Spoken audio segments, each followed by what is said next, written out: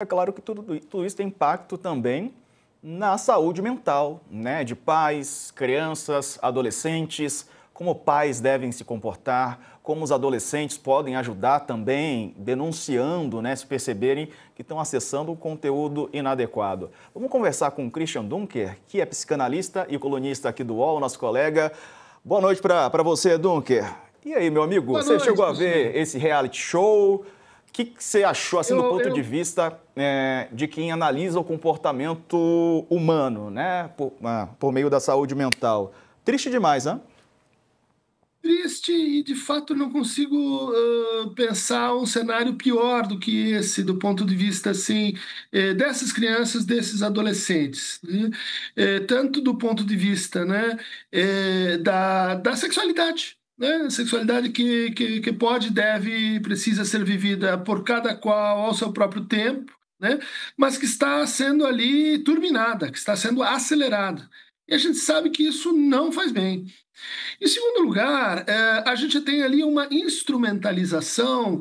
Vocês estão, acho que, colocando por diversos caminhos, por diversas instâncias, né?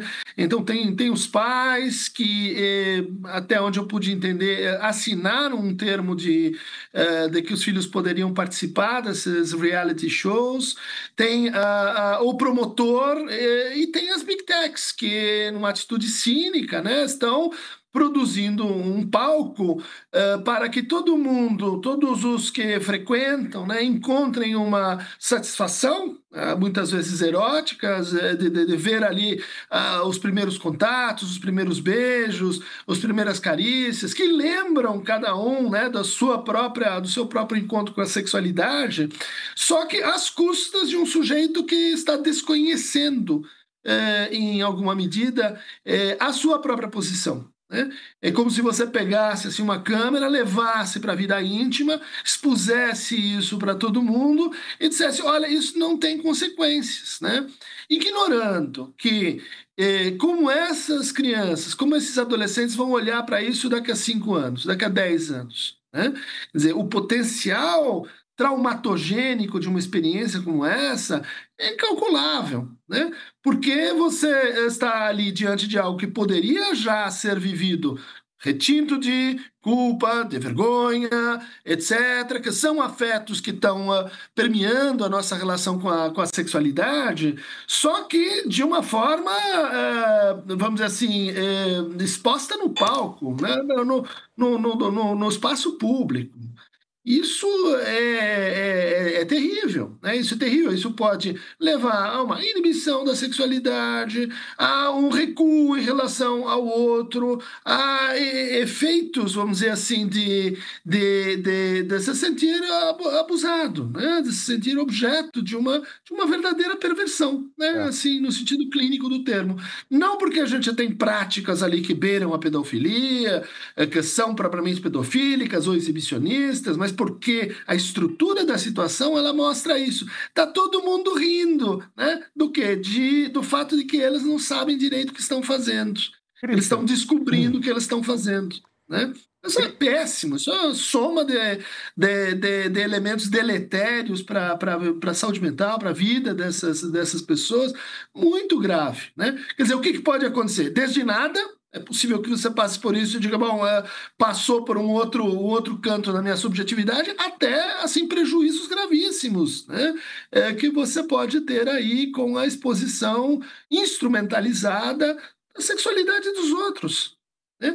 Faz Christian, parte da cultura. Diga, desculpa, não, Sakamoto. imagina, a sua análise está interessante, mas como o tempo está acabando, eu queria, na verdade, te puxar de uma coisa, que é o seguinte, eu te ouvi de uma coisa que é o seguinte, também intriga a quantidade de pais que assinam o termo de autorização para os filhos poderem participar disso, da mesma forma que outros pais assinam termos de autorização para os filhos participarem, ainda muito pequenos, de atividades artísticas, mas em situações já meio degradantes, situações de superexposição, né? E aí, é claro, se já tinha na época da televisão, quando eu digo da época da televisão, é a época de ouro da televisão, aquela coisa, nossa, a televisão pode ser a porta de entrada do meu filho para o estrelato e para uma vida melhor, eu imagino que também isso deva acontecer de forma semelhante com pais e mães e tutores neste momento da internet.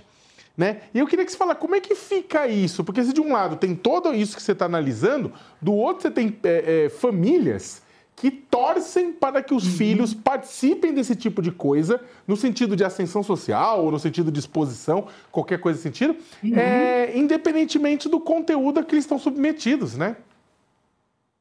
Isso é um acréscimo, né, de problematização, porque, de certa forma, nossa cultura ela vem caminhando nessa direção desde que se discutia a erotização de crianças em propagandas há 10 ou 15 anos. Desde Pequena Miss Sunshine, desde que há uma espécie de aproveitamento, né, das nossas primeiras experiências sexuais como incitador para consumo e monetização, né?